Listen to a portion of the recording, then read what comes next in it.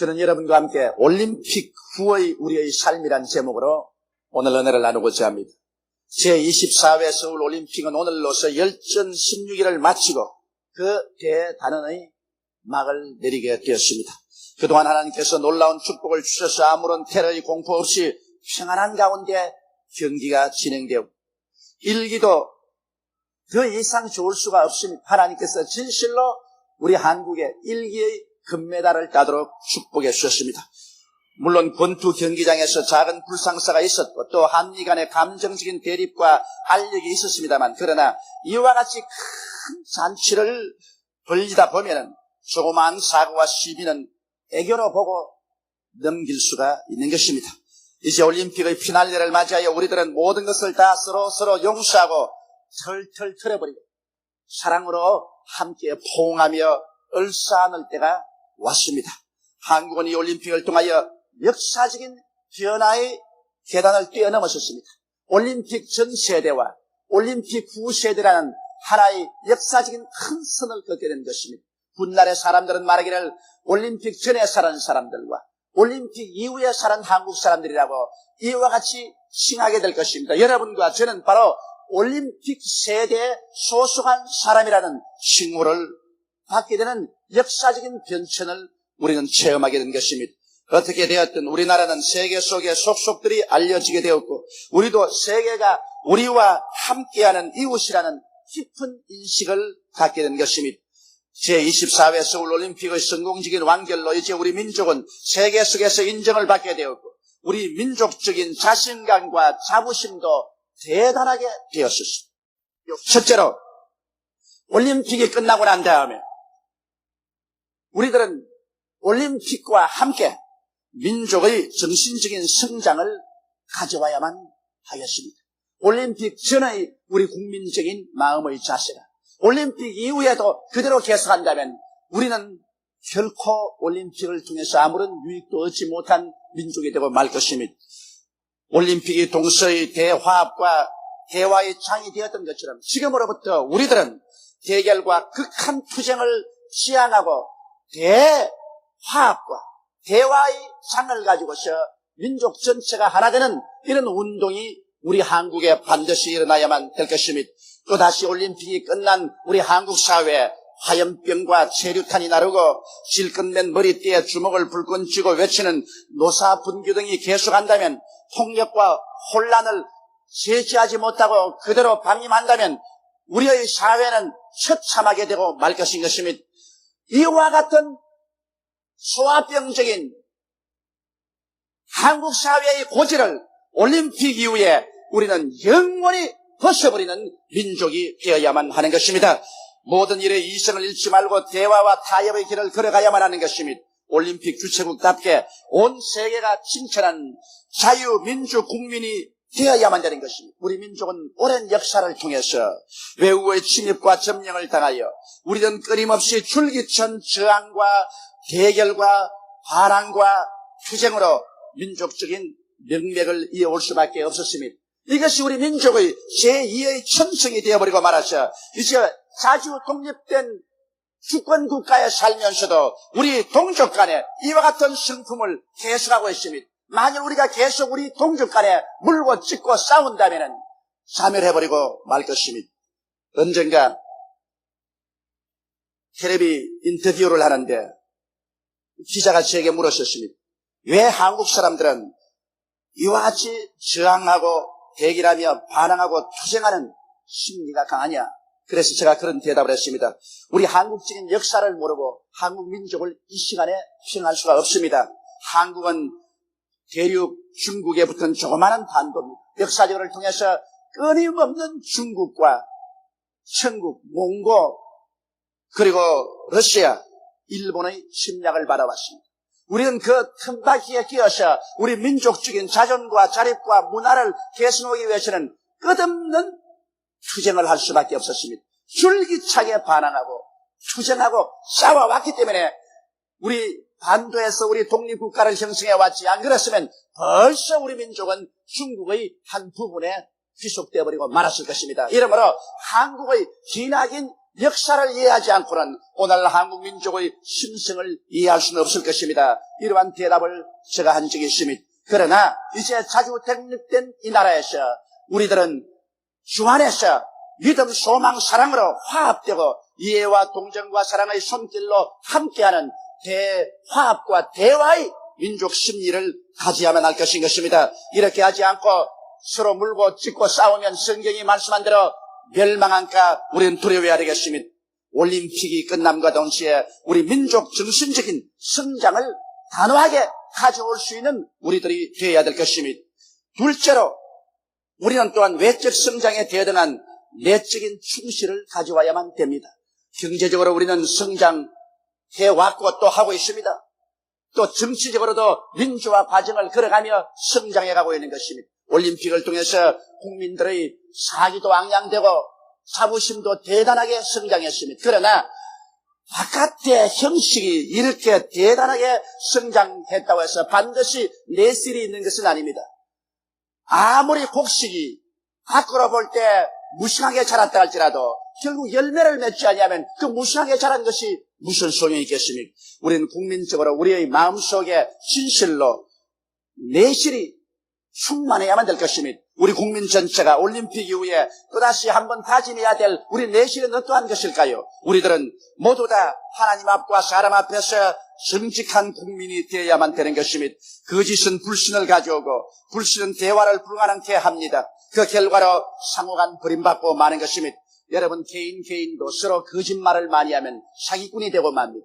사기꾼을 누구든지 신뢰해 줄 사람은 없는 것입니다. 거짓말은 사람으로 하여금 불신감을 가져오게 되고 버림받는 인간이 되게 하는 것입니다. 여러분 국가도 국민에게 자꾸만 거짓말을 하고 속이면 국민들이 국가를 불신하게 되고 그렇게 되면 그 다음 국가 정책이 시행될 수가 없는 것입니다.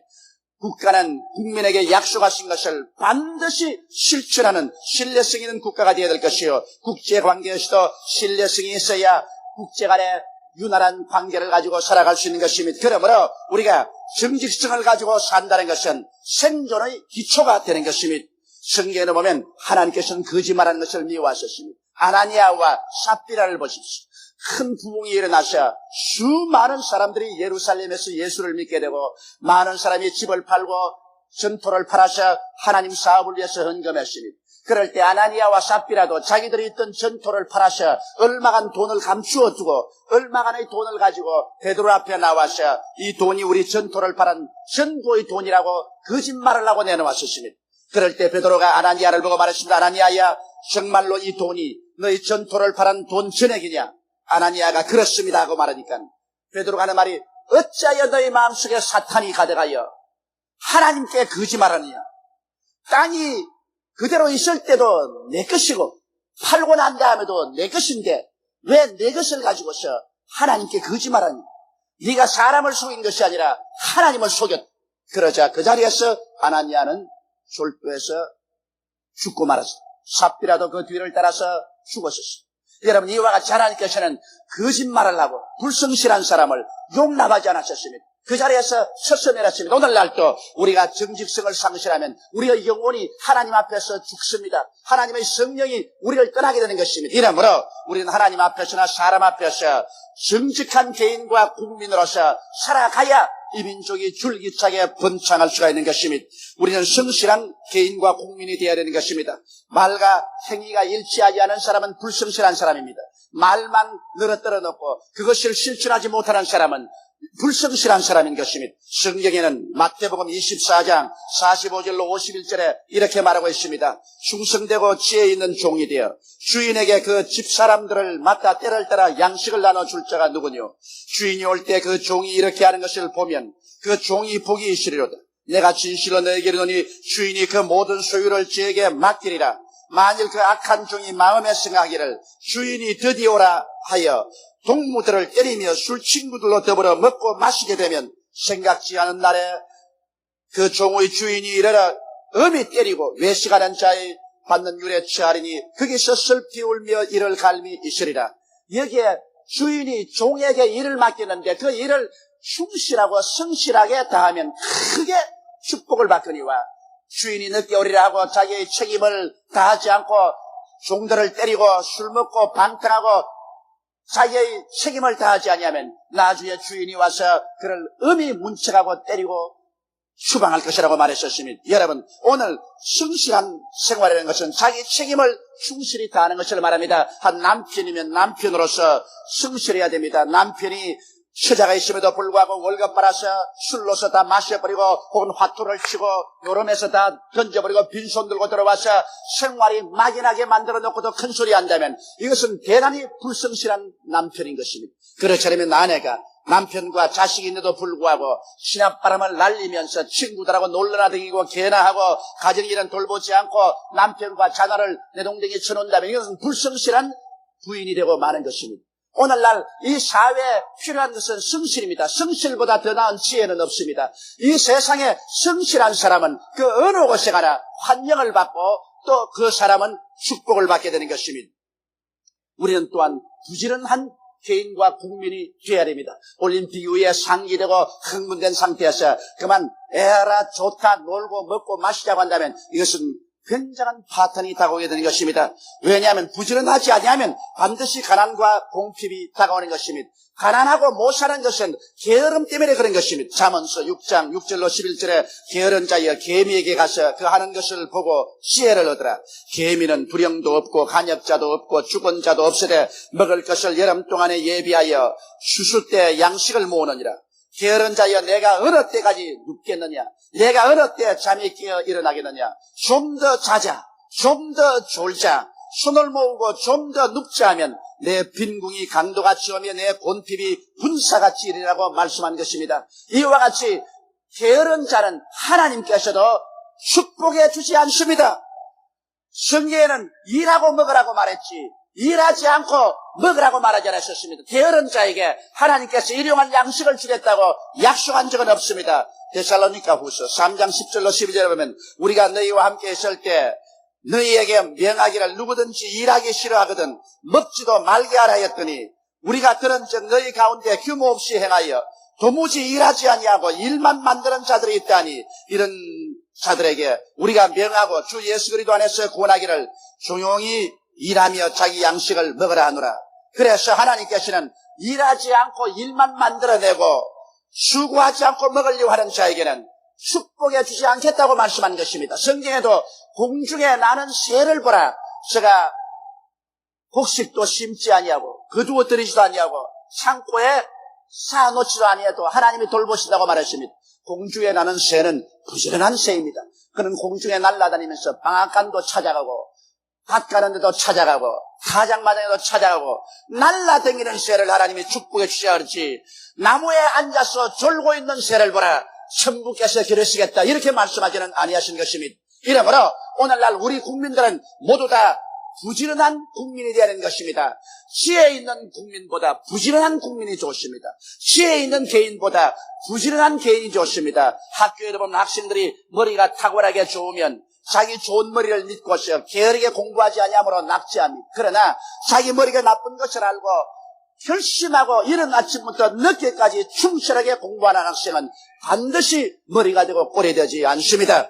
오늘날 우리가 세계 지도를 펼쳐놓고 볼지라도 추운 데 사는 나라들이 문명국이 되고 더운 데 사는 나라들이 어렵게 삽니다. 왜 그러냐? 추운 데 사는 사람들은 부지런하게 일 안 했다가는 겨울에 얼어 죽기 십상입니다. 이러므로 결사적으로 일을 해서 추움을 이기고 살아가려고 하면 더운 데 사는 사람은 그저 노래나 부르고 야자나무에 올라가서 하나 따서 먹고 또 잠자고 그래도 되기 때문에 열심히 일하지 아니하므로 후진국이 되어버리고 마는 것입니다. 이러므로 우리들은 열심으로 근면해서 일하는 백성들이 되어야 하는 것입니다. 또한 우리는 올림픽 이후에 우리 한국이 전 세계에 알려졌고 한국 상품도 전 세계에 알렸습니다. 우리가 해야 될 것은 우리의 모든 일에 충실해야 되겠습니다. 아무리 곡식을 심어놓아도 열매가 충실하지 않으면 수확이 만족하지 못합니다. 외국 사람들이 한국을 평하기를 한국에는 괜찮아요 라는 말이 있기 때문에 한국은 큰일이라고 말했습니다. 왜냐하면 옷을 만들 때도 끝까지 바느질을 잘해놓고 끝이 좋지 않습니다. 왜 이렇게 만들었습니까? 그러면 괜찮아요 그런다 그럽니다. 그리고 보도부록을 갈 때도 잘 까지 않고 울뚝불뚝 깔아놓고 난 다음에 이거 왜 이렇게 울뚝불뚝 깔았습니까? 평탄하게 깔았죠. 막 괜찮아요. 그런답니다. 그리고 기계를 만들 때도 조밀하게 끝까지 잘 보지 않냐고 어설프게 만들어 놓고 난 다음에 이거 가지고서 상품이 됩니까? 그러면 막 괜찮아요. 그런답니다. 막 괜찮아요. 이것은 중대한 문제인 것입니다. 막 괜찮지가 않아요. 끝까지 충실하게 끝내무리를 지어야 돼.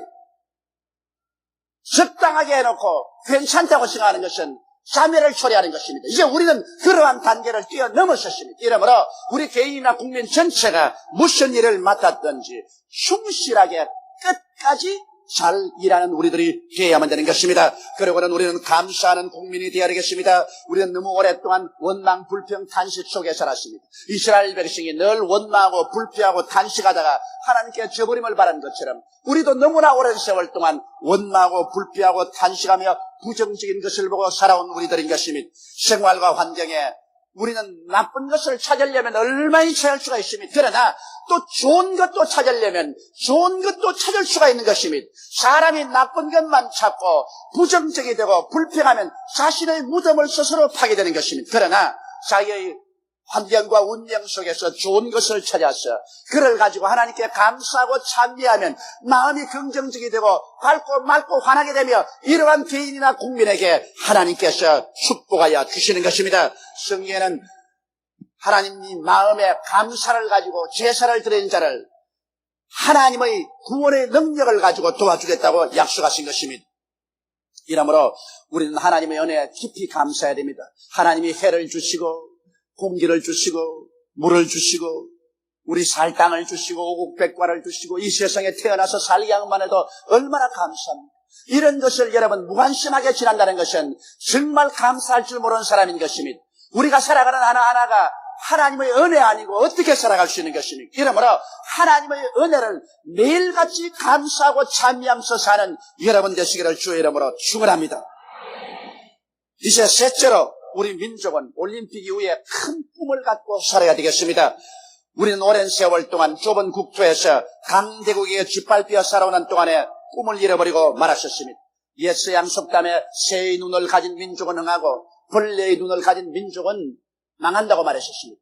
그런데 우리는 새의 눈을 가지고 멀리 바라볼 수가 없었습니다. 항상 침략을 당하고 항상 점령당하고 독재에서 괴로움을 당하고 우리는 진흙창속에서 꿈틀거리는 벌레와 같이 내일을 바라보지 못하고 살았었습니다. 그러나 이제 때가 오면 하나님께서 우리 한국에 성령을 부어주셔서 우리 한국에 1천만 이상의 성도들이 예수를 믿게 되고 그와 동시에 하나님께서 우리 한국에 정치, 경제, 교육, 문화, 군사, 산업 모든 면에 부흥발전하게 만들어주시고 기어코 제24회 서울올림픽 대회를 열게 하셔서 우리 한국 사람을 하여금 눈을 들어 동서남북을 바라보게 만들어주셨습니다. 하나님께서는 아브라함에게 애굽에서 나왔을 때 아브라함아 눈을 들어 동서남북을 바라보라. 내 눈에 보이는 그 땅을 너와 내 자손에게 주리라고 약속하신 것입니다. 이러므로 우리가 바라볼 수 있는 위대한 꿈이 있어야 그 꿈을 쫓아 하나님은 우리 민족과 우리 후손에게 축복을 해주시는 것입니다. 성경에는 꿈이 없는 백성은 망한다고 말씀하신 것입니다. 이러므로 24회 서울올림픽은 민족의 가슴에 꿈을 심는 올림픽이 된 것입니다. 이 꿈을 우리는 계속 불태워야 됩니다. 왜냐하면 이 올림픽을 통해서 우리도 세계적인 잔치를 해내었다는 자신감을 얻게 된 것입니다. 오늘까지 선진국에서만 이 올림픽을 가졌습니다. 많은 사람이 의심을 했습니다. 과연 한국인 정치적 현실에서 민족적인 분열이 있는 이 땅에서 올림픽을 치를 수가 있을까? 그런 의문이 꽉 들어찼습니다. 그러나 아름답고 찬란하게 올림픽을 잘 이룸으로 우리 민족적인 마음의 자신감을 얻게 된 것입니다. 우리도 해냈다. 그러므로 우리도 조금 더 선진 대열에서 어깨를 겨누는데 부끄러움이 없다. 이러한 자신감인 것입니다. 세계가 우리를 인정하고 존경한다는 새로운 자아를 발견한 것도 크나큰 이득인 것입니다. 우리는 외국 사람에 대한 콤플렉스에 걸려 있었습니다. 왜냐하면 너무나 오랫동안 외국 사람에게 침략을 당하고 짓밟히고 외국 사람에게 도움을 받고 살았기 때문에 열등의식과 좌절감이 우리 한국 사람의 신상에 있습니다. 그래서 외국 사람에 대한 콤플렉스에 걸린 사람이요, 외국 사람이면 무조건 그 앞에서 고개를 숙이는 그런 신성이었었습니다. 그러나 이 올림픽을 통해서 우리는 외국과 대등하게 어깨를 겨누고 올림픽을 치르고 또 경기도 하고 좋은 성적도 얻고 이러므로 말미암아 이제 우리도 외국 사람들 앞에서 인정을 받고 존경을 받는다는 새로운 자아를 우리 국민 전체가 발견하게 된 것, 이것도 굉장한 우리 국민적인 수확인 것입니다. 그것뿐 아니라 거기에 보태어서 우리도 하면 된다는 신념이 우리 마음속에 들어왔습니다. 여러분, 이번 올림픽 경기에 지금까지 금메달 10개를 수확해서 160여 개국 가운데서 7위 내지 8위에 들어올 수 있다는 것, 이거 우리 생각하지 못했었습니다. 그러나 이와 같은 실력이 나타나자 우리 생각에 야, 우리도 하면 되는구나, 할 수 있다, 하면 된다, 해보자, 이러한 심정이 우리 마음속에 생겨나게 된 것입니다. 저는 올림픽이 시작을 한 다음에 다른 것은 기대하려 했지만 하나님, 일본보다는 낫게 하여 주옵소서.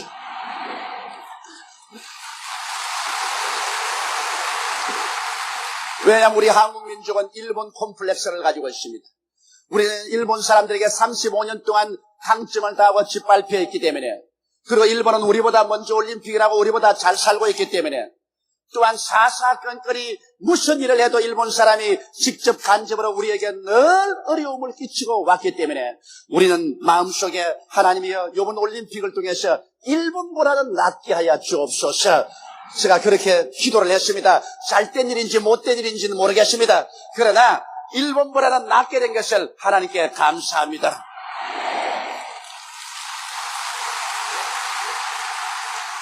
그러나 이 올림픽을 통해서 이제 우리는 정치, 경제, 교육, 문화, 과학, 예술 등에서 세계를 무대로 삼고 나가야 되겠다는 것을 알아야만 하는 것입니다. 이제는 우리가 눈을 들어 무슨 일을 하든지 세계가 한국으로, 한국이 세계로, 세계적인 무대를 가지고서 일하고 나가는 우리들이 되어야 되겠습니다. 쇄국주의적이고 늘 안으로만 들여다보고 벌레의 눈만 가지고 꿈틀거리는 우리가 아니라 높이 떠서 세계를 바라보고 세계적인 무대에서, 세계적인 관점에서 일하는 우리 민족적인 꿈을 가져야만 되는 것입니다.